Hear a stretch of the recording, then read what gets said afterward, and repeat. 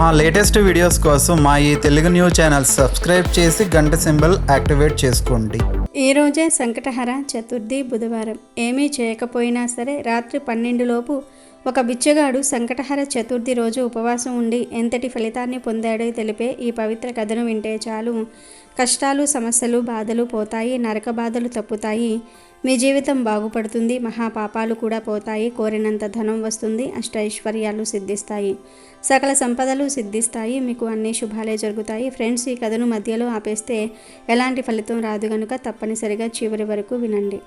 కథ వినే ముందు కామెంట్ బాక్స్లో ఓం మహాగణపతియే నమః అని కామెంట్ చేయండి. అలాగే ఈ వీడియోకి ఒక లైక్ కొట్టడం అస్సలు మర్చిపోవద్దు. పూర్వం అవంతి నగరానికి సమీపంలో ఒక చిన్న పల్లెటూరి చివరన శిథిలమైన ఒక పాడుబడిన సత్రంలో దీనయ్య అని ఒక అడుక్కునేవాడు ఉండేవాడు. అతని పేరుకు తగ్గట్టే అతని బ్రతుకు కూడా అత్యంత దయనీయంగా ఉండేది. చిరిగిన గుడ్డలు, జడలు, కట్టిన జుట్టు, ఆకలితో నకనకలాడుతున్న శరీరం, కళ్ళల్లో ఎప్పుడూ ఒక తెలియని నిరాశ, నిస్పృహ. అతనిని చూస్తే జాలిపడటం మాట అట్టుంచి ఊరిలోని ప్రజలు చీత్కారాలు చేసేవారు. వీడు ఒక దరిద్రుడు, వీడి ముఖం చూస్తే రోజంతా పనులు జరగవు అని తిట్టి వెళ్ళగొట్టేవారు. దీనయ్య ఏ పని చేద్దామన్నా కలిసి వచ్చేది కాదు. కూలి పనికి వెళ్తే ఆ రోజే యజమానికి ఏదో ఒక నష్టం వచ్చేది. దాంతో దీనయ్యను తిట్టి పంపించేసేవారు. కనీసం అడుక్కు తిందామని ఎవరి ఇంటి ముందైనా నిలబడితే కుక్కలను ఉసిగొలిపి తరిమివేసేవారు. అతని జీవితం ఒక శాపంలా, ఒక తీరని నరకంలా సాగిపోతుంది. ఇంతటి దౌర్భాగ్యంలో కూడా దీనయ్యకు తోడుగా ఒకే ఒక్క ప్రాణి ఉండేది. అది ఒక నల్లని వీధి కుక్క. దానికి కూడా ఊరిలో ఎవ్వరూ ఇంత అన్నం పెట్టేవారు కాదు. దీనయ్యకు అడుక్కుంటే దొరికిన ఆ కాస్త ఎండిన రొట్టె ముక్కలో మెతుకులలో సగం ఆ కుక్కకే పెట్టేవాడు. తను రోజుల తరబడి పస్తులున్న ఆ మూగజీవి ఆకలిని చూడలేకపోయేవాడు. ఆ కుక్క కూడా దీనయ్యను విడిచి ఒక్క క్షణం కూడా ఉండేది కాదు. అతను ఎక్కడికి వెళ్తే అక్కడికి ఒక నీడలా అతన్ని అనుసరించేది. రాత్రిపూట అతనికి కాపలాగా ఉండేది. ఆ ఇద్దరి మధ్య ఒక వర్ణనాతీతమైన స్నేహబంధం, ఒక మూగ ప్రేమ ఉండేది. ఒకనాడు ఆకాశం బద్దలైనట్లుగా వర్షం కురుస్తుంది. ఆ పాడుబడిన సత్రం పైకప్పు కూడా జల్లెడలా కారిపోతోంది. బయట కుండపోత వర్షం, లోపల కడుపులో ఆకలి మంట, చలికి శరీరం గజగజ వణికిపోతుంది. ఆ రోజు అడుక్కుందామంటే కూడా ఎవరూ బయటకు రాలేదు. దీనయ్య, అతని స్నేహితుడైన ఆ కుక్క ఇద్దరూ ఆకలితో నీరసించిపోయారు. ఓ భగవంతుడా, నన్ను ఎందుకు పుట్టించావు? ఈ నరకం నుంచి నాకు విముక్తి లేదా? నేను ఏ జన్మలో చేసుకున్న పాపము ఈ శిక్ష అనుభవిస్తున్నాను అని దీనయ్య గొంతెత్తి ఏడుస్తూ తన తలరాతను నిందించుకున్నాడు. అదే సమయంలో ఆ వర్షంలో తడుస్తూ వేదశర్మ అనే ఒక వృద్ధ బ్రాహ్మణుడు దారిలో వెళుతూ ఆ సత్రంలోనికి వచ్చాడు. ఆయన ముఖంలో బ్రహ్మ తేజస్సు, కళ్ళల్లో అపారమైన కరుణ తొణికిసలాడుతూ ఉన్నాయి. ఆయన దీనయ్య దీనస్థితిని, అతని పక్కనే ఆకలితో ముడుచుకు పడుకున్న కుక్కను చూసి చలించిపోయాడు. దీనయ్య ఏడుపుని విని, నాయనా, ఎందుకు అంతలా విలపిస్తూ ఉన్నావు? దైవాన్ని నిందించటం వల్ల ప్రయోజనం లేదు. కష్టాలు మన కర్మఫలాలు, వాటిని తొలగించుకోవడానికి మార్గాలు కూడా ఆ దైవమే చూపిస్తాడు అని ఓదార్పుగా ప్రేమగా అన్నాడు. దీనయ్య కళ్ళు తుడుచుకుని ఆ బ్రాహ్మణుడి పాదాలపై పడి, స్వామి, నా కష్టాలు గట్టెక్కే మార్గం ఉంటే దయచేసి చెప్పండి. ఈ నరకం నుంచి నన్ను బయటపడేయండి. మీరు ఏది చెప్పినా చేస్తాను, ఎంతటి కఠినమైన నియమమైనా పాటిస్తాను అని వేడుకున్నాడు. అప్పుడు వేదశర్మ చిరునవ్వుతో, నాయనా, రేపే ఒక అద్భుతమైన రోజు రాబోతుంది. అది బహుళ పక్ష చతుర్థి. దీనిని సంకటహర చతుర్థి అంటారు. ఆ రోజున విఘ్నాలకు అధిపతి అయిన ఆ గణనాథుడిని భక్తితో పూజించి ఆయన ప్రీతి కోసం ఉపవాసం ఉంటే ఆయన మన సకల సంకటాలను హరిస్తాడు. మన జన్మజన్మల పాపాలను కూడా ప్రక్షాళన చేస్తాడు. ఇది సామాన్యమైన వ్రతం కాదు, కలియుగంలో కల్పవృక్షం లాంటిది అని చెప్పాడు. ఆ మాటలు విన్న దీనయ్య ముఖంలో కొద్దిగా ఆశ చిగురించింది. స్వామి, నేను ఒక అడుగు తినేవాడిని. నా దగ్గర పూజకు కావలసిన సామాగ్రి కొనడానికి చిల్లిగవ్వ కూడా లేదు. అలాంటి నేను ఈ వ్రతాన్ని ఎలా చేయగలను? రోజు తినడానికే తిండి లేని నేను ఉపవాసం ఎలా ఉండగలను అని దీనంగా అడిగాడు. అప్పుడు వేదశర్మ ఆ వ్రతం యొక్క గొప్పతనాన్ని, దానిని ఆచరించే సులువైన విధానాన్ని వివరించడం మొదలుపెట్టాడు. నాయన, వినాయకుడికి కావాల్సింది మన భక్తి తప్ప మనం సమర్పించే బంగారము, వెండి కాదు. రేపు ఉదయాన్నే నిద్రలేచి దగ్గరలో ఉన్న నదిలో స్నానం చేసి శుభ్రంగా ఉండు. ఆ తర్వాత ఆ నది ఒడ్డున ఉన్న తడి మట్టిని తీసుకుని దాంతో ఒక చిన్న గణపతి విగ్రహాన్ని నీ చేతులతో స్వయంగా తయారు చెయ్యి. ఆ మట్టి గణపతినే నీ దైవంగా భావించు. ఆ విగ్రహాన్ని ఆ సత్రంలో ఒక శుభ్రమైన ప్రదేశంలో ఉంచి నీకు దొరికిన ఏవో కొన్ని అడవి పూలతో పచ్చని గరికతో ఆ స్వామిని అలంకరించు. గణపతికి గరిక అంటే ప్రాణం. నీ దగ్గర నైవేద్యం పెట్టడానికి ఏమీ లేకపోతే కనీసం ఒక చిన్న బెల్లం ముక్కను సమర్పించి, అది కూడా లేకపోతే నువ్వు తాగే మంచినీళ్ళనే నైవేద్యంగా భావించి సమర్పించు. మనసులో ఓం గం గణపతియే నమః అనే మంత్రాన్ని రోజంతా జపిస్తూ ఉండు. ఇక ఉపవాసం విషయానికి వస్తే నిజమైన ఉపవాసం అంటే కేవలం కడుపు మార్చుకోవడం కాదు. ఉప అంటే సమీపంలో, వాసం అంటే నివసించటం, అంటే భగవంతుడికి సమీపంగా ఆయన ధ్యానంలోనే రోజంతా గడపటం. నీరసంగా అనిపిస్తే పండ్లు పాలు తీసుకోవచ్చు. అవేమీ లేకపోతే కనీసం నీళ్లు తాగి అయినా సరే మనసును మాత్రం స్వామిపైనే లగ్నం చేయాలి. ఉపవాసం వల్ల మన శరీరం శుద్ధి అవుతుంది, మనసు నిర్మలమవుతుంది, మన ప్రార్థనలకు శక్తి పెరుగుతుంది. సాయంత్రం చంద్రోదయమైన తర్వాత ఆకాశంలో చంద్రుణ్ణి చూసి ఆయనకు నమస్కరించుకోవాలి. ఆ తర్వాత మళ్ళీ నీ మట్టి గణపతికి ధూపము దీపము చూపించి నీ కష్టాలన్నీ తొలగించమని వేడుకుని ఆ తర్వాత నువ్వు భోజనం చేయాలి. ఈ వ్రతానికి కావాల్సింది డబ్బు కాదు, దృఢమైన సంకల్పం, అచంచలమైన నమ్మకం. ఈ ఒక్కరోజు ఇలా భక్తితో చెయ్యి, నీ కష్టాలు తప్పక తొలగిపోతాయని చెప్పి వేదశర్మ అక్కడి నుంచి వెళ్ళిపోయాడు. ఆ బ్రాహ్మణుడి మాటలు దీనయ్యకు ఒక కొత్త బలాన్ని, ఒక సరికొత్త ఆశను ఇచ్చాయి. ఎలాగైనా ఆ వ్రతాన్ని ఆచరించాలని నిశ్చయించుకున్నాడు. చెప్పినట్లే మరుసటి రోజు ఉదయాన్నే నదికి వెళ్ళి స్నానం చేసి ఒండ్రు మట్టితో ఒక చిన్న అందమైన గణపతి విగ్రహాన్ని తయారు చేశాడు. దానికి దగ్గరలో దొరికిన గరికను, కొన్ని అడవి పూలను తెచ్చి అలంకరించాడు. అతని పక్కనే ఆ కుక్క కూడా మౌనంగా కూర్చుని అంతా గమనిస్తుంది. దీనయ్య కళ్ళు మూసుకొని పూర్తి ఏకాగ్రతతో గణపతిని ప్రార్థించాడు. పగలంతా ఉపవాసం ఉన్నాడు. ఆకలితో కడుపు నకనకలాడుతున్నా అతని మనసు మాత్రం గణనాథునిపైనే లగ్నమై ఉంది. ప్రతి క్షణం ఓం గం గణపతియే నమః అని జపిస్తూనే ఉన్నాడు. సాయంత్రం అయ్యింది. ఆకాశంలో నెమ్మదిగా చంద్రుడు ఉదయించాడు. చంద్రుని చల్లని వెన్నెల ఆ పాడుబడిన సత్రంపై పడుతోంది. దీనయ్య బయటకు వచ్చి చంద్రుడికి నమస్కరించి లోపలికి వచ్చి మట్టి గణపతికి నమస్కరించి తన దగ్గరున్న ఒక్కగానొక్క ఎండిన రొట్టె ముక్కను నైవేద్యంగా సమర్పించాడు. స్వామి, నా దగ్గర ఇంతకన్నా ఏమీ లేదు. నా ఉపవాస ఫలాన్ని, నా పూజను స్వీకరించి నన్ను కరుణించు అని వేడుకుని ఆ రొట్టెలో సగం తిని మిగతా సగం తన ప్రియమైన స్నేహితుడైన ఆ కుక్కకు కూడా పెట్టాడు. ఆశ్చర్యం, ఆ రాత్రి దీనయ్యకు చాలా ప్రశాంతంగా నిద్రపట్టింది. మరుసటి రోజు ఉదయం అతను నిద్రలేవగానే ఒక అద్భుతం జరిగింది. ఎప్పుడు అతన్ని చిత్కరించే ఒక సేట్ గారి ఇంటి ముందు నుంచి వెళ్తూ ఉండగా ఆ ఇంటి యజమానురాలు బయటకు వచ్చి, అయ్యో పాపం, నిన్నటి నుంచి చూస్తున్నాను నీరసంగా ఉన్నావు, ఈరోజు మా ఇంట్లో పూజ జరిగింది, ఈ ప్రసాదం తీసుకో అని చెప్పి కడుపు నిండా వేడివేడి పులిహోర లడ్డూలు పెట్టింది. చాలా రోజుల తర్వాత కడుపు నిండా తిన్న దీనయ్య కళ్ళల్లో ఆనంద బాష్పాలు వచ్చాయి. ఇది ఆ వినాయకుడి మహిమే, తన ఉపవాస ఫలమే అని గ్రహించాడు. ఆ రోజు నుండి ప్రతి సంకటహర చతుర్థి నాడు దీనయ్య అత్యంత శ్రద్ధతో ఉపవాస దీక్షలో ఆ వ్రతాన్ని ఆచరించడం మొదలుపెట్టాడు. నెమ్మదిగా అతని జీవితంలో మార్పు రావటం ప్రారంభమైంది. అతని ముఖంలో కల వచ్చింది. ప్రజలు అతన్ని చూసి జాలిపడటం మొదలుపెట్టారు. కొందరు అతనికి పాత బట్టలు ఇచ్చారు. మరికొందరు చిన్న చిన్న పనులు చెప్పి డబ్బులు ఇవ్వడం ప్రారంభించారు. దీనయ్య ఇప్పుడు అడుక్కోవడం మానేసి కష్టపడి సంపాదించుకోవడం మొదలుపెట్టాడు. ఆ కుక్కకు కూడా ప్రతిరోజు కడుపు నిండా భోజనం పెట్టేవాడు. 1 సంవత్సరం గడిచింది. ఇప్పుడు దీనయ్య ఒక చిన్న గుడిసె కట్టుకుని గౌరవంగా జీవిస్తున్నాడు. ఆ ఊరి ప్రజలందరూ అతన్ని దీనయ్య అనడం మానేసి దైవయ్య అని పిలవటం మొదలుపెట్టారు. ఈ సంకటహర చతుర్థి రోజున అతను తన గుడిసె ముందు వినాయకుడికి పూజ చేసుకుంటూ ఉండగా ఆ రోజు అతనికి దారి చూపిన బ్రాహ్మణుడు వేదశర్మ అటుగా వచ్చాడు. దైవయ్య ఆయన పాదాలపై పడి, స్వామి, మీ దయవల్లే నా బ్రతుకు మారింది, మీకు నేను జీవితాంతం రుణపడి ఉంటాను అని చెప్పాడు.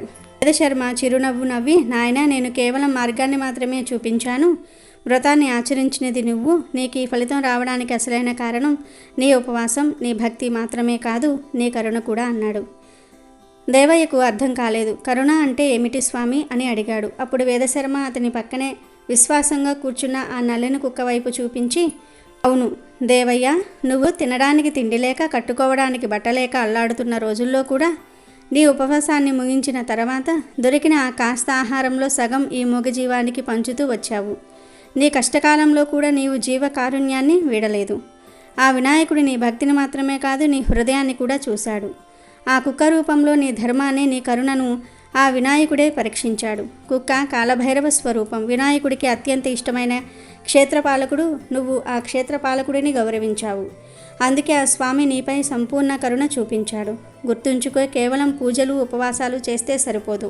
మనసులో కరుణ, ప్రేమ, దయలేని పూజలకు భగవంతుడు ప్రసన్నుడు కాడు.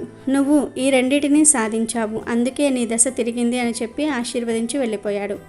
ఆ రోజు దైవయ్యకు జీవిత సత్యం అర్థమైంది. సంకటహర చతుర్థి నాడు చేసే ఉపవాసం మన శరీరాన్ని మనసును శుద్ధి చేయటమే కాకుండా మనలోని మంచి గుణాలను కూడా బయటకు తెస్తుందని గ్రహించాడు. ఆ తర్వాత అతను తన జీవితాంతం సంకటహర చతుర్థి వ్రతాన్ని ఆచరిస్తూ కష్టాల్లో ఉన్న వారికి సహాయం చేస్తూ ఆ మూగజీవాలను ప్రేమిస్తూ ఒక మహనీయుడిగా జీవించి చివరికి వినాయకుడిలో ఐక్యమయ్యాడు. ఈ కథ మనకు చెప్పే నీతి ఒక్కటే, మన కష్టాలు ఎంత పెద్దవైనా సముద్రమంత లోతైనవి అయినా సరే సంకటహర చతుర్థి నాడు ఆ గణనాథుడిపై పూర్తి నమ్మకంతో భక్తితో చేసే ఉపవాసం మనసులో సకల జీవుల పట్ల చూపే కరుణ, ఈ రెండూ ఉంటే చాలు మన జీవితంలోని సకల సంకటాలు తొలగిపోయి విజయం ఐశ్వర్యం మనల్ని వెతుక్కుంటూ వస్తాయి. ఈరోజు ఒక అనాథ బాలుడి కోసం స్వయంగా విఘ్నేశ్వరుడే దిగివచ్చి సాయం చేసిన ఈ కథను వింటే చాలు మీ కష్టాలన్నీ కూడా పోతాయి, మీరు అపర కుబేరులుగా మారిపోతారు, కోటి జన్మల పుణ్యం వస్తుంది. ఒక ఊరిలో పార్వతి అనే మహిళ ఉండేది. ఆమె భర్త అయిన రామయ్య ఒక ప్రమాదంలో చనిపోయాడు. అదే ప్రమాదంలో పార్వతి తలకు పెద్ద దెబ్బ తగిలింది. అప్పటి నుండి ఆమె మంచానికే పరిమితమైంది. ఆమెకు వినాయకుడంటే ఎంతో ఇష్టం. ఆమె కుదిరినప్పుడల్లా స్వామిని పూజించుకునేది. పార్వతికి గణేష్ అనే ఒక కొడుకు ఉన్నాడు. అతను 2వ తరగతి చదువుతున్నాడు. రోజు గణేష్ బడి నుండి వచ్చాడు. అమ్మా, నేను బడిలో అందరికంటే బాగా చదువుతున్నానని టీచర్ గారు నన్ను మెచ్చుకున్నారు. అలాగే ఇదిగో ఈ బిస్కెట్లను కూడా నాకు ఇచ్చారు అని సంతోషంగా చెప్పాడు. అవునా, చాలా సంతోషం బాబు, నువ్వు ఎప్పుడూ ఇలానే చదువుకోవాలి, నువ్వు మంచి ఉద్యోగం చేస్తూ హాయిగా బ్రతకాలి అని పార్వతి ప్రేమగా అంది. అమ్మా, మా టీచర్ గారు ఒకసారి నిన్ను కలవాలి అన్నారు. ఆవిడ నా చదువు గురించి నీతో మాట్లాడాలంట అని గణేష్ అడిగాడు. ఈ పరిస్థితుల్లో నేను బడికి ఎలా రాగలను? ఈసారి ఎప్పుడైనా కుదిరితే తప్పకుండా బడికి వస్తాను అంటూ పార్వతి బాధగా చెప్పింది. పార్వతికి ఆరోగ్యం బాగోలేక ఏ పని చేయలేకపోయేది. లేవలేకపోయినా కష్టపడి తన కొడుకు కోసం వంట చేసేది. కానీ వారి దగ్గర పెద్దగా డబ్బులు ఉండేవి కాదు. పని చేయడానికి కూడా ఓపిక ఉండేది కాదు. పాపం పార్వతి తన ఒక్కగానొక్క కొడుకును చదివించుకోవడానికి చాలా కష్టాలు పడేది. కొంతకాలం గడిచింది. పార్వతి ఆరోగ్యం మరింత పాడైంది.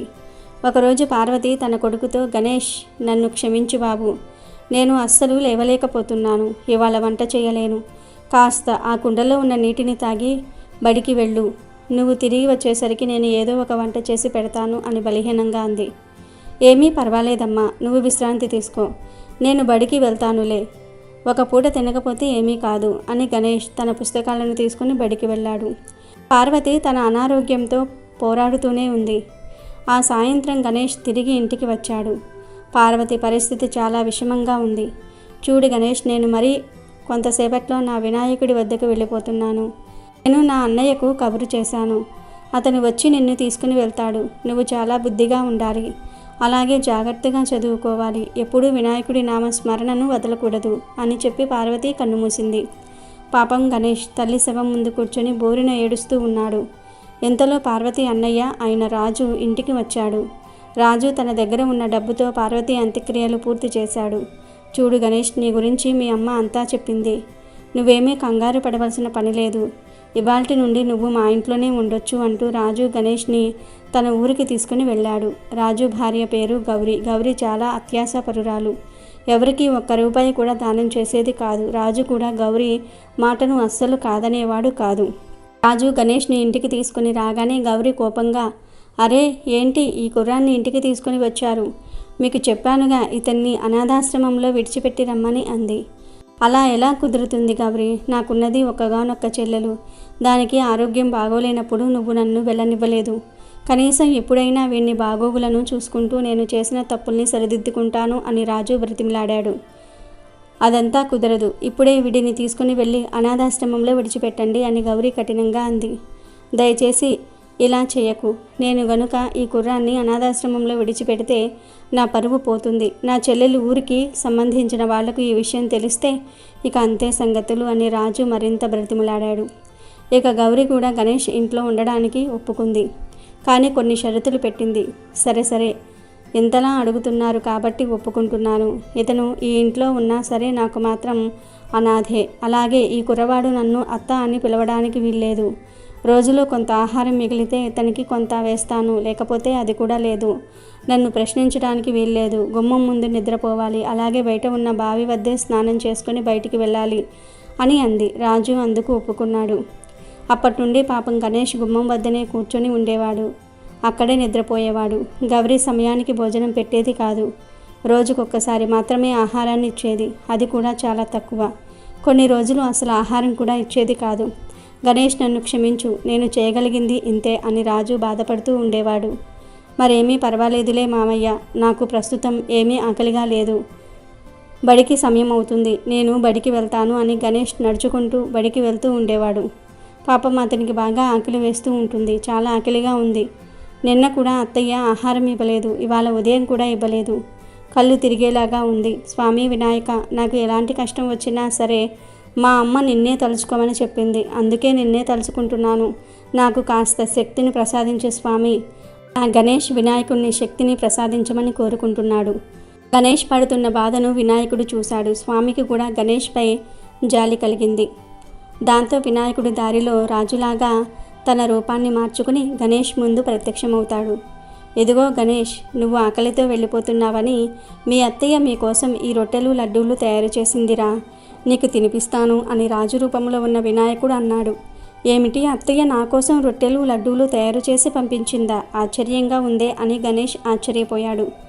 మీ అత్తయ్యకు నీపై ప్రేమ ఉంది, కాకపోతే ప్రేమ చూపించడానికి కాస్త మొహమాట పడుతుంది అంటూ రాజు రూపంలో ఉన్న వినాయకుడు గణేశుడికి రొట్టెలను లడ్డూలను తినిపిస్తాడు. అలాగే మధ్యాహ్నం తినడానికి మరికొన్ని రొట్టెలు లడ్డూలను ఇస్తాడు. అలాగే గణేష్ వాటిని తీసుకుని బడికి వెళ్ళాడు. ఆ రోజంతా ఎంతో హాయిగా బడిలో పాఠాలను వింటాడు. ఇంటికి తిరిగి వెళ్ళిపోతాడు. మరుసటి రోజు గణేష్ బడికి తయారవుతాడు. ఇవాళ కూడా నీకు పెట్టడానికి ఆహారం ఏమీ లేదు, వెళ్ళు, బడిలో ఎవరైనా ఏదైనా ఇస్తే తిను అని గౌరీ గణేష్తో చెప్తుంది. అప్పుడు గణేష్ మనసులో ఇలా అనుకుంటాడు, అత్తయ్య ఇలానే అంటుంది కానీ మామయ్య చేత ఆహారాన్ని పంపిస్తుంది అంటూ గణేష్ బడికి నడుచుకుంటూ వెళ్తూ ఉంటాడు. ఆ రోజు కూడా వినాయకుడు ఆహారంతో రాజు రూపంలో గణేష్ ముందు ప్రత్యక్షమవుతాడు.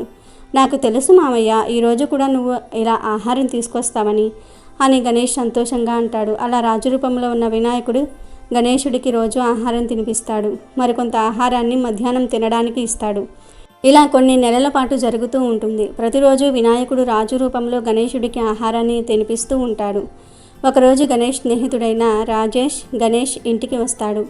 అప్పుడు గణేష్ తన అత్తయ్యతో, అత్తయ్య, ఇతను నా స్నేహితుడు, ఇతనికి నువ్వు చేసే వంటలు అంటే ఎంతో ఇష్టం అని అంటాడు. నేను చేసే వంటలా? అయినా ఇతను నా వంటల్ని ఎప్పుడు తిన్నాడు?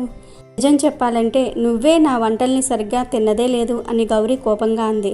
లేదు ఆంటీ గారు, మీరు తయారు చేసే వంటలు ఎంతో రుచిగా ఉంటాయి. అంత రుచికరమైన వంటల్ని నేను ఎప్పుడూ తినలేదు. అందుకే ఒక్కసారి మిమ్మల్ని చూద్దామని ఇలా వచ్చాను.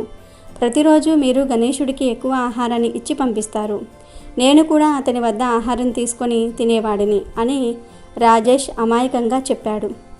ఏమిటి గణేష్, ప్రతిరోజు బడికి ఆహారం తీసుకువస్తాడా? ఇదంతా మీ మామయ్య పనే అయి ఉంటుంది. నేను వద్దు అని చెప్తున్నా వినకుండా ఆహారాన్ని నీకు ఇస్తూ ఉన్నాడు అన్నమాట అంటూ గౌరీ రాజును పిలిచింది. కానీ రాజు కూడా లేదు లేదు, నేను గణేశుడికి ఎప్పుడూ ఆహారం ఇవ్వలేదు. నేను అస్సలు నువ్వు చెప్పిన మాటను జవదాటలేదు అని ఆశ్చర్యంగా అన్నాడు. అదేమిటి మామయ్య అలా అంటున్నావు? నువ్వేగా ప్రతిరోజు మన ఊళ్ళో ఉన్న మర్రి చెట్టు కింద కూర్చొని నాకు ఆహారం తినిపిస్తావు. ఇప్పుడేంటి ఇలా మాట్లాడుతున్నావు అని గణేష్ అమాయకంగా అడిగాడు. గణేష్ మాటలకు అందరూ ఆశ్చర్యపోతూ ఉంటారు. ఇంతలో వినాయకుడు వారి మధ్య ప్రత్యక్షమవుతాడు. గణేష్, ప్రతిరోజు నీకు ఆహారం తినిపించేది మీ మామయ్య కాదు, మీ మామయ్య రూపంలో ఉన్న నేనే నీ ఆకలి తీరుస్తున్నాను అని వినాయకుడు చెప్పడంతో గణేష్, రాజు, గౌరీ అందరూ ఆశ్చర్యపోతారు. తర్వాత వినాయకుడు గౌరీ వైపు చూసి కోపంగా, పిల్లలు దేవుళ్లతో సమానం అంటారు. అలాంటి వారి ఆకలి తీర్చడం పోయి ఇంత హింసకు గురి చేస్తావా? నీ ప్రవర్తనలో గనుక మార్పు రాకపోతే నిన్ను శిక్షించాల్సి ఉంటుంది అన్నాడు. గౌరికి తన తప్పు అర్థమైంది. ఆమె కళ్ళల్లో నీళ్లు తిరిగాయి. గౌరీ స్వామివారి కాళ్లపై పడి క్షమాపణలు కోరుకుంటుంది. స్వామి, నన్ను క్షమించండి.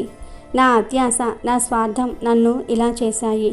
ఈ రోజు నుండి నేను మారిపోతాను. గణేశుణ్ణి నా సొంత బిడ్డలాగా చూసుకుంటాను అని గౌరీ మనస్ఫూర్తిగా పశ్చాత్తాపడుతుంది. వినాయకుడు అందరినీ క్షమించి అలాగే అందరినీ ఆశీర్వదిస్తాడు. ఇక అక్కడి నుండి మాయమైపోతాడు. ఆ రోజు నుండి గౌరీ పూర్తిగా మారిపోయింది. గణేశుణ్ణి తన సొంత కొడుకులాగా చూసుకుంటుంది.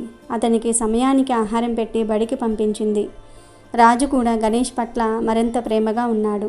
గణేష్ కష్టపడి చదువుకొని పెద్ద ఉద్యోగం సంపాదించాడు. వినాయకుడి దయవల్ల గౌరి మనసు మారటం వల్ల ఆ కుటుంబంలో సుఖ సంతోషాలు వెల్లివిరిశాయి.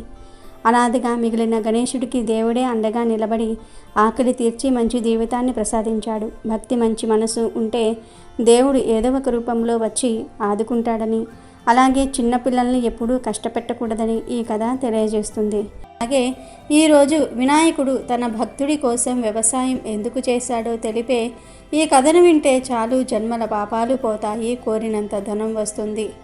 పచ్చని పొలాలకు పాడి పంటలకు పెట్టింది పేరైన బుట్టాయగూడెం అనే అందమైన పల్లెటూరు అది. ఆ ఊరిలో కాంతయ్య అనే ఒక నిరాడంబరమైన రైతు ఉండేవాడు.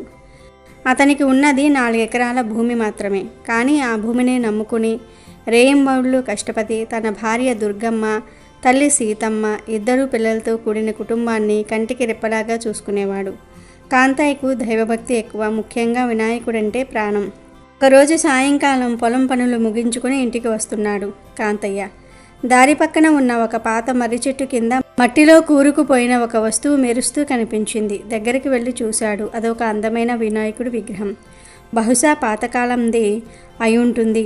ఎవరో వదిలేసినట్టున్నారు. దాన్ని చేతిలోనికి తీసుకుని మట్టిని ప్రేమగా తుడుస్తూ ఉండగా అతని గుండె చివుక్కుమంది. ఆ వినాయకుడి కుడి చెయ్యి మోచేతి దగ్గర విరిగిపోయి ఉంది.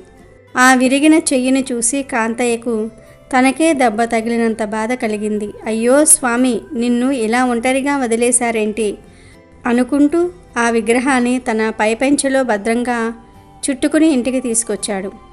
ఇంటికి రాగానే భక్తితో ఆ విగ్రహాన్ని శుభ్రంగా కడిగి పూజగదిలో పెట్టాడు. పెరట్లోని బంకమట్టిని కొంచెం తెచ్చి నీళ్లతో తడిపి ఎంతో ఓపికగా ఒక చిన్న చేతిని తయారు చేశాడు.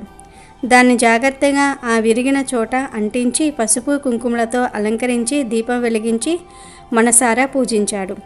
ఇదంతా చూస్తున్న కాంతయ్య తల్లి సీతమ్మ, ఒరేయ్ రంగా, ఏం పనిరా ఇది? అలా విరిగిన విగ్రహాలకు పూజ చేయకూడదు, అరిష్టం.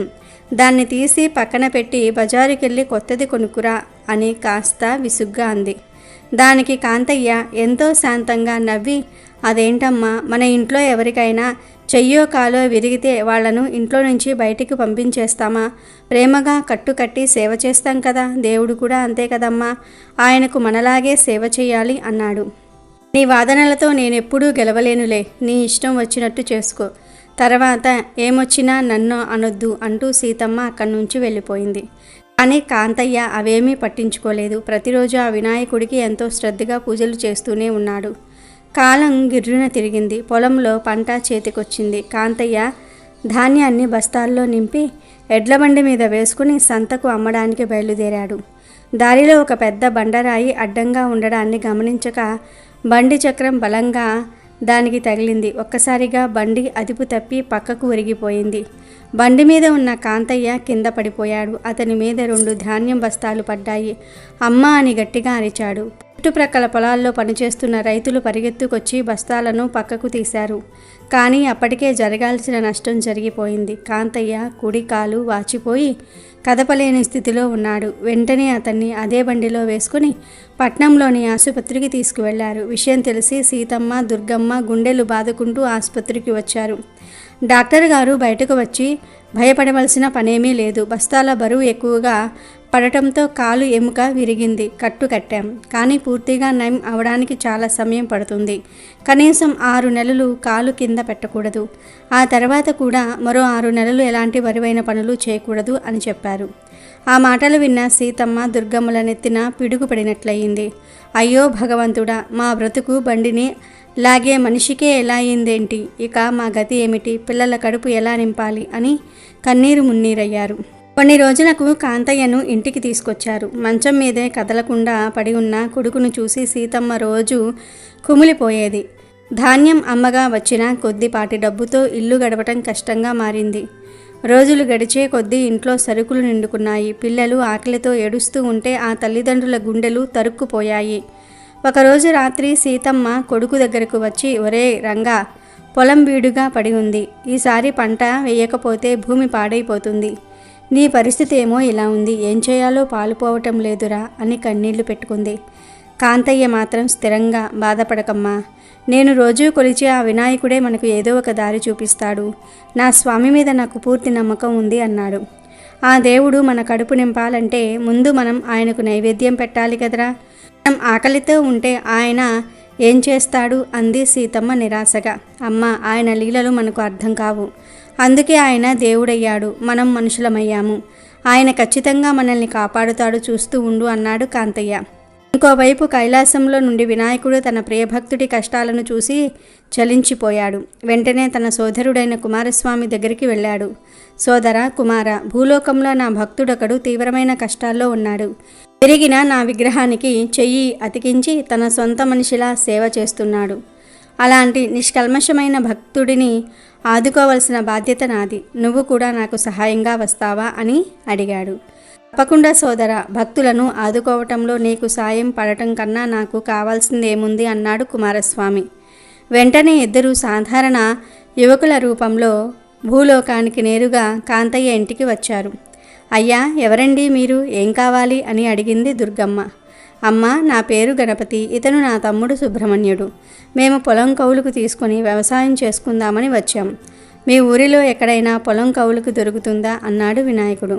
లోపలి నుండి అది విన్న కాంతయ్య, అయ్యా లోపలికి రండి, నాకే 4 ఎకరాల పొలం ఉంది, కానీ నాకు ఇలా కాలు విరగటంతో సేద్యం చేయలేకపోతున్నాను. మీరు చేసుకుంటానంటే నాకన్నా అదృష్టవంతుడు ఉండడు అన్నాడు. అలాగేనండి, మాకు ఉండడానికి కూడా కొంచెం చోటు కావాలి అన్నాడు సుబ్రహ్మణ్యుడు. అయ్యో, దాందేముంది, మా ఇంటి వరండాలోనే ఉండొచ్చు, మాకేమీ అభ్యంతరం లేదు అన్నాడు కాంతయ్య సంతోషంగా. ఆ రోజు నుండే గణపతి షణ్ముఖుడు ఆ ఇంట్లో ఉండటం మొదలుపెట్టారు. కాంతయ్య అంత బాధలో కూడా ఉదయాన్నే కర్ర సహాయంతో లేచి స్నానం చేసి పూజగదిలోని వినాయకుడికి పూజ చేయటం చూసి వినాయకుడికి తన భక్తుడి మీద ప్రేమ రెట్టింపయ్యింది. మరుసటి రోజే వాళ్ళిద్దరూ నాగలి పట్టుకుని పొలానికి వెళ్లారు. పిచ్చి మొక్కలతో నిండి ఉన్న ఆ పొలాన్ని గణపతి ఒక్క పూటలో అలవోకగా దున్నేశాడు. ఆ దృశ్యం చూసిన పక్క పొలాల వాళ్ళు ఆశ్చర్యపోయారు. సోదరా, ఇప్పుడు విత్తనాలు చల్లాలంటే వర్షం పడాలి అన్నాడు గణపతి. కుమారస్వామి ఆకాశం వైపు చూసి తండ్రి అయిన శివుడిని ప్రార్థించాడు. క్షణాలలో ఆకాశం మేఘావృతమై చిటపటమని జల్లులు మొదలై పొలానికి సరిపడా నీరు అందించి వెలిసింది. ఆ తర్వాత ఇద్దరూ కలిసి విత్తనాలు నాటారు. కొన్ని రోజులకే పంట మొలకలు ఆకుపచ్చని మాచి పరిచినట్లుగా వచ్చాయి. వాళ్ళిద్దరూ రోజూ పొలానికి నీరు పెడుతూ ఎరువులు వేస్తూ పంటను కంటికి రెప్పలాగా కాపాడారు. వాళ్ళు వచ్చినప్పటి నుండి కాంతయ్య ఇంట్లో దిగులు మాయమై ఒక తెలియని ప్రశాంతత నెలకొంది. గణపతి అప్పుడప్పుడు పట్నం వెళ్ళి ఇంటికి కావలసిన సరుకులన్నీ తెచ్చి ఇచ్చేవాడు. ఇవన్నీ ఎందుకయ్యా అని కాంతయ్య అడిగితే, ఇవన్నీ కౌలు లెక్కలోనే వేసుకోండి కాంతయ్య గారు, చివర్లో చూసుకుందాం అని నవ్వేవాడు. 6 నెలలు ఇట్టే గడిచిపోయాయి. కాంతయ్య కాలు చాలా వరకు నయమై కర్ర లేకుండానే మెల్లగా నడవటం మొదలుపెట్టాడు. పొలంలో పంట బంగారు వన్నెలో తలలు వంచి నిలబడి ఉంది. ఎప్పుడు చూడనంత అద్భుతమైన దిగుబడి అది. ఒకరోజు గణపతి సుబ్రహ్మణ్యుడు కాంతయ్య దగ్గరకు వచ్చి, కాంతయ్య గారు, మేము వచ్చిన పని పూర్తయింది. మా అమ్మగారిని చూడాలని ఉంది. మేము మా ఊరికి వెళ్ళాలి. ఈ పంటను మీరు అమ్మి డబ్బు తీసుకోండి. వారం రోజుల్లో తిరిగి వచ్చి మా వాటా మేము తీసుకుంటాం అన్నారు. అదేంటండి, మీరు ఇంత కష్టపడి పండించారు, డబ్బులు తీసుకుని వెళ్ళొచ్చు కదా అన్నాడు కాంతయ్య. మేము తప్పకుండా తిరిగి వస్తాం కాంతయ్య గారు అని చెప్పి ఇద్దరు వెళ్ళిపోయారు. కాంతయ్య పంటను అమ్మాడు. ఎప్పుడూ లేనంతగా 10 రెట్లు ఎక్కువ లాభం వచ్చింది. 10 ఏళ్లు కష్టపడితే కూడా రాని డబ్బు ఒకే పంటలో వచ్చింది. ఆ డబ్బు తీసుకొని ఆనందంగా ఇంటికి వెళ్ళాడు. అమ్మా, చూశావా, గణపతి సుబ్రహ్మణ్యుడు మన పాలిట దేవుళ్ళా వచ్చారు అన్నాడు. రోజులు గడిచాయి, వారాలు గడిచాయి, కానీ వాళ్ళు తిరిగి రాలేదు. ఒకరోజు ఉదయం సీతమ్మ పూజగదిని శుభ్రం చేస్తూ వినాయకుడి విగ్రహాన్ని చూసి ఆశ్చర్యంతో కేక వేసింది. ఒరే రంటురా, త్వరగా రారా అని అరిచింది. కాంతయ్య, దుర్గమ్మ పరిగెత్తుకొచ్చారు. ఏమైందమ్మా అని అడిగాడు కాంతయ్య. ఆ విగ్రహాన్ని చూడురా అంది సీతమ్మ వేలు చూపిస్తూ. అక్కడ ఉన్న వినాయకుడి విగ్రహానికి కాంతయ్య మట్టితో అంటించిన చెయ్యి లేదు. దాని స్థానంలో అసలు విగ్రహంతో కలిసిపోయినట్టుగా ఎప్పుడూ విరగనట్టుగా ఒక కొత్త చెయ్యి ఉంది. ఆ విగ్రహం ఒక దివ్యమైన కాంతితో వెలిగిపోతుంది. అప్పుడు కాంతయ్యకు అంతా అర్థమయ్యింది. తన కళ్ళల్లో నీళ్లు తిరిగాయి. అమ్మ, మన ఇంటికి వచ్చింది సాక్షాత్తు ఆ వినాయకుడే, ఆయన తమ్ముడు కుమారస్వామియే. నేను చెప్పాను కదమ్మా, ఆయనే మనల్ని కాపాడుతాడని. మన కష్టం చూడలేక ఆయనే మనిషి రూపంలో వచ్చి మన కడుపు నింపాడు అని ఎంతో గర్వంతో చెప్పాడు. ఆ కుటుంబం మొత్తం ఆనందంతో భక్తితో ఆ వినాయకుడి పాదాల మీద పడి నమస్కరించారు. కైలాసం నుండి ఇదంతా చూస్తున్న వినాయకుడు కుమారస్వామి చిరునవ్వుతో వాళ్ళను ఆశీర్వదించారు. ఆ రోజు నుండి కాంతయ్య కుటుంబం వచ్చిన డబ్బుతో అప్పులు తీర్చి సుఖ సంతోషాలతో జీవించింది. వాళ్ళ భక్తి మరింత బలపడింది. అలాగే ఈరోజు సంకటహర చతుర్థి వ్రత కథను వింటే చాలు మీ దశ తిరిగిపోతుంది. ఆటంకాలన్నీ కూడా పోయి మీరు అపర కుబేరులుగా మారిపోతారు. ఈరోజు గణేష పురాణంలోని సంకటహర చతుర్థి మహత్యాన్ని తెలిపే ఈ కథను వింటే చాలు సకల సంపదలు కలుగుతాయి, ఆటంకాలు పోతాయి. ఒకసారి వశిష్ఠ మహర్షిని చూసి సూరసేన మహారాజు మహాత్మా సంకటహర చతుర్థి వ్రత మహత్యం చెప్పమని కోరాడు. అప్పుడు వశిష్ఠ మహర్షి ఇలా చెప్పసాగాడు. రాజా, పూర్వం కృతవీర్యుడు అనే రాజు ఉండేవాడు. అతను పరమ ధర్మాత్ముడు, దానశీలుడు, బ్రాహ్మణుల పట్ల దేవతల పట్ల భక్తి కలిగి ఉండేవాడు. ఎంతో పుణ్యాత్ముడు అయినప్పటికీ అతనికి ఎంతకాలానికి సంతాన భాగ్యం కలగలేదు. అప్పుడు అతను తన రాజ్యాన్ని మంత్రులకు అప్పగించి అడవులకు పోయి కేవలం గాలిని మాత్రమే సేవిస్తూ సంతానం కోసం కఠోరమైన తపస్సు చేయసాగాడు. ఎంత ఘోర తపస్సు చేసినా కూడా ఆ పరమేశ్వరుడు అనుగ్రహించలేదు. దీనికి కారణం అతని పూర్వజన్మలో పాపం బలంగా ఉండటమే. పూర్వజన్మలో కృతవీర్యుడు ఒక ప్రజాతివాడు. ఎంత దుర్మార్గుడంటే అతని ముఖం ఎవరైనా చూస్తే వారి సమస్త పుణ్యాలు హరించుకుపోయేవి. అతను ఒక సందర్భంలో 12 మంది అమాయక బ్రాహ్మణులను హత్య చేశాడు. ఆ బ్రహ్మహత్య దోషమే అతనిని తరువాత జన్మలో అంటే కృతవీరుడిగా పుట్టినాక కూడా వేధిస్తుంది. కఠినాత్ముడిగా జన్మించిన ఆ జన్మలో అతడికి తెలియకుండానే సంకటహర చతుర్థి రోజు చంద్రోదయం సమయంలో గణపతిని స్మరించటం, మళ్ళీ అదే జన్మలో సంకటహర చతుర్థి రోజు చంద్రోదయ సమయంలో మరణించటం వలన కృతవీరుడిగా రాజుగా జన్మించాడు. అనుకోకుండా అతనికి తెలియకుండానే ఆ జన్మలో గణపతిని ఎలా స్మరించాడో తెలుసా? ఒక సంకటహర చతుర్థి రోజు చంద్రోదయ సమయంలో ఈ కఠినాత్ముడికి ఎక్కడా లభించని ఆహార పదార్థాలు లభించాయి. అతని కుమారుడి పేరు గణపతి. ఆ తిండి పదార్థాలను తన కుమారుడితో కలిసి భుజించటం కోసం సంకటహర చతుర్థి రోజు చంద్రోదయ కాలంలో గణపతి త్వరగా రా అంటూ కొడుకును అనేకసార్లు పిలుస్తారు. ఆ రోజు గణపతికి ఎంతో ప్రీతిపాత్రమైన రోజు. ఆ రోజు ఏ ఉద్దేశంతో అయినా ఎవరైనా సరే గణపతిని ఒక్కసారి స్మరిస్తే చాలు అతను ఎంత కఠినాత్ముడైనా సరే విశేష పుణ్యం లభిస్తుంది. ఆ విధంగా ఈ కఠినాత్ముడు గణపతి నామాన్ని స్మరించగానే అతనికి కూడా అనంతమైన పుణ్యం లభించింది.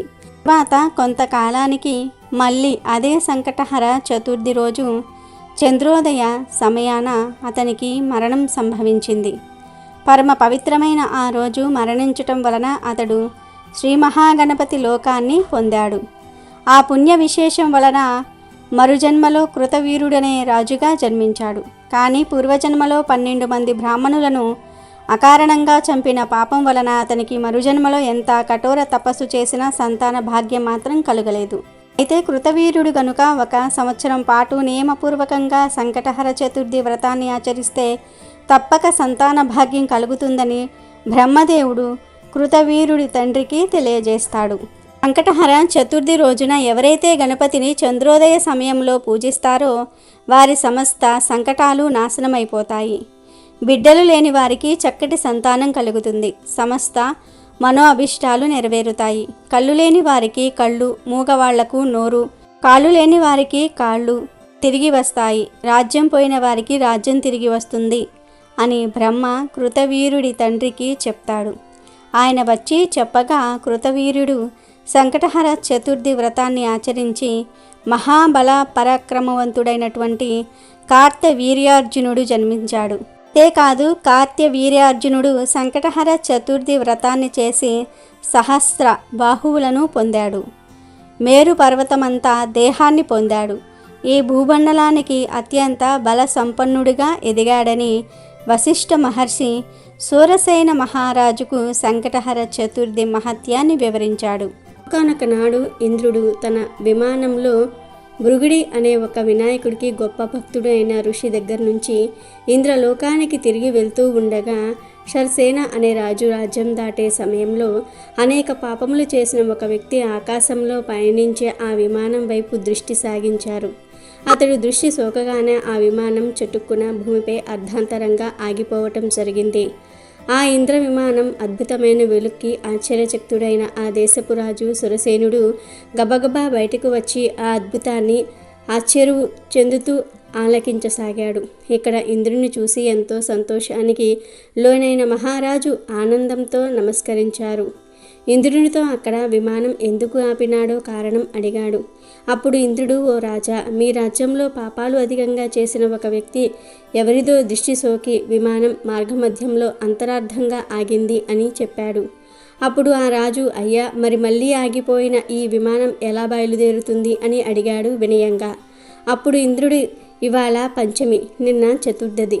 నిన్నటి రోజున ఎవరైతే ఉపవాసం చేశారో వారి పుణ్యఫలాన్ని నాకిస్తే నా విమానం తిరిగి బయలుదేరుతుంది అని చెప్పాడు. సైనికులంతా కలిసి రాజ్యమంతా కూడా తిరిగారు, అన్వేషిస్తూ ఒక్కరైనా సరే నిన్నటి రోజున ఉపవాసం చేసిన వారు కనబడతారా అని. కానీ దురదృష్టవశాత్తు అలా ఎవ్వరూ నిన్నటి రోజున ఉపవాసం చేసిన వారు దొరకలేదు. అదే సమయంలో కొందరు సైనికుల దృష్టిలో ఒక గణేష దూత వచ్చి మరణించిన స్త్రీ మృతదేహాన్ని తీసుకువెళ్ళటం కనపడింది. సైనికులు వెంటనే ఎంతో పాపాత్మురాయిలైన ఈ స్త్రీని ఎందుకు గణేష లోకానికి తీసుకువెళ్తున్నారని ప్రశ్నించారు. దానికి గణేశ దూత, నిన్నంతా కూడా ఈ స్త్రీ ఉపవాసం ఉంది, తెలియకుండానే ఏమీ తినలేదు, చంద్రోదయం అయిన తర్వాత లేచి కొంత తిన్నది, రాత్రంతా నిద్రించి సూర్యోదయ సమయాన నిద్రలేచి కొంత తినటం వల్ల ఆమెకు తెలియకుండానే సంకష్టహర చతుర్థి వ్రతం చేసింది, ఈరోజు మరణించింది అని చెప్పాడు. అంతేకాక ఎవరైనా తమ జీవితాలలో ఒక్కసారైనా సరే ఈ వ్రతం చేస్తే వారు గణేష లోకానికి కానీ స్వనంద లోకానికి కానీ చేరుకోవటం మరణం అనంతరం తథ్యం అని చెప్పాడు. గణేష్ను దూతని అప్పుడు సైనికులు ఎంతో బ్రతిమలాడారు ఆ స్త్రీ మృతదేహాన్ని తమకిమ్మని. అలా చేస్తే విమానం తిరిగి బయలుదేరుతుందని ఎంతో చెప్పారు. ఆమె పుణ్యఫలాన్ని వారికివ్వడానికి గణేషుని దూత అంగీకరించలే లేదు. ఆమె దేహం మించి వీచిన గాలి ఆ విమానం ఆగిపోయిన చోట చేరి విస్ఫోటనం కలిగించింది. మృతదేహం పుణ్యఫలం పొందినది కావటం వలన ఆ దేహాన్ని తాకిన గాలి సైతం పుణ్యం పొందింది. దాని వలన ఇంద్రుని విమానం బయలుదేరింది. ఈ కథ సంకష్టహర చవితి ప్రాముఖ్యత, ఆధ్యాత్మిక విలువలతో పాటు సంకష్ట చవితి ఉపవాసం మొదలైన విషయాలు తెలుపుతున్నది. వినాయకుడిని భక్తులందరినీ దృష్టిలోనూ ఈ వ్రతం చేయటం వలన చాలా పుణ్యం పొందుతారని భావన. ఈ వ్రత మహత్యం వలన ఈ వ్రతం ఆచరించిన వారు ఎవరైనా గణేశుణ్ణి లోకానికి లేదా స్వనంద లోకానికి చేరుతారని, అక్కడ భగవంతుని ఆశీస్సుల వల్ల ఎంతో ఆనందాన్ని అనుభవిస్తారని అంటూ ఉంటారు. కాబట్టి ఈరోజు రాత్రి 12 లోపు ఈ కథలు వింటే చాలు, కష్టాలు, సమస్యలు, బాధలు పోతాయి, నరక బాధలు తప్పుతాయి, మీ జీవితం బాగుపడుతుంది, మహాపాపాలు కూడా పోతాయి, కోరినంత ధనం వస్తుంది, అష్టైశ్వర్యాలు సిద్ధిస్తాయి, సకల సంపదలు సిద్ధిస్తాయి, మీకు అన్ని శుభాలే జరుగుతాయి. అమెజాన్లో బెస్ట్ డిస్కౌంట్స్ కోసం వీడియో డిస్క్రిప్షన్లో లింకు ఉంది, చూడండి. అలాగే మా టెలిగ్రామ్ ఛానల్ సబ్స్క్రైబ్ చేసుకోండి.